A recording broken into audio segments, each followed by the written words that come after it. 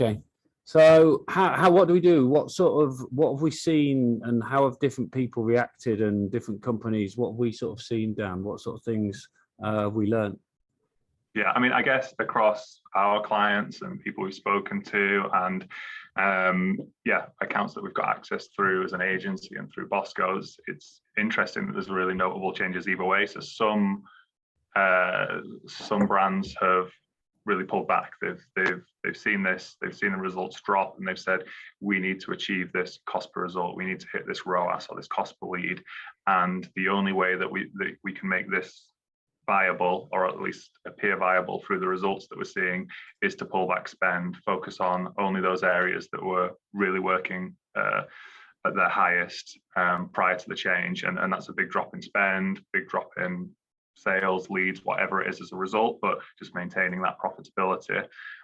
Whereas on the other hand, there are certainly brands who have acted in a different way. So whether that's utilizing a different attribution models, or whether that's assessing the platform in a different way altogether, have actually gone on to increase budgets or set different strategies for Facebook overall, whether that's reach, branding, those sorts of metrics. But yeah, I mean, overall, it's certainly more of the former than the latter. Which you can see by the fact that Facebook themselves have predicted that their revenue is going to drop by 10 billion this year. So they are purely saying is a result of this rollout. I think 10 billion, well, 10 billion probably to everybody on this call is a huge number, but to Facebook is they're still going to be making a few quid. I was looking at the Facebook, Google numbers, and I think there's a graph you can see of their growth, and there's certainly the platforms have been the winners of the pandemic. The advertising platforms, the growth has been phenomenal. So, and I'm sure they'll come up with another way to sell people adverts.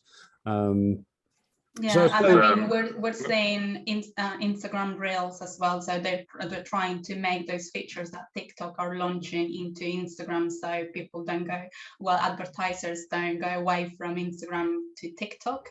So yeah, definitely we will. Do you think they've missed? And do you think they've sort of missed the boat a bit there with that? Were they a bit late with that?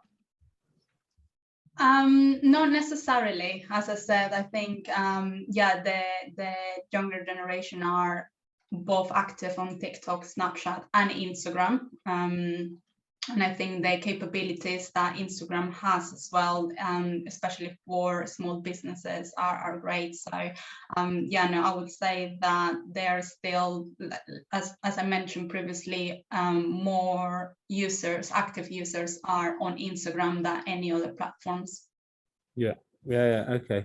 And I suppose ultimately Instagram we control in the same way that we control Facebook, so it's exactly the same problems and issues and everything.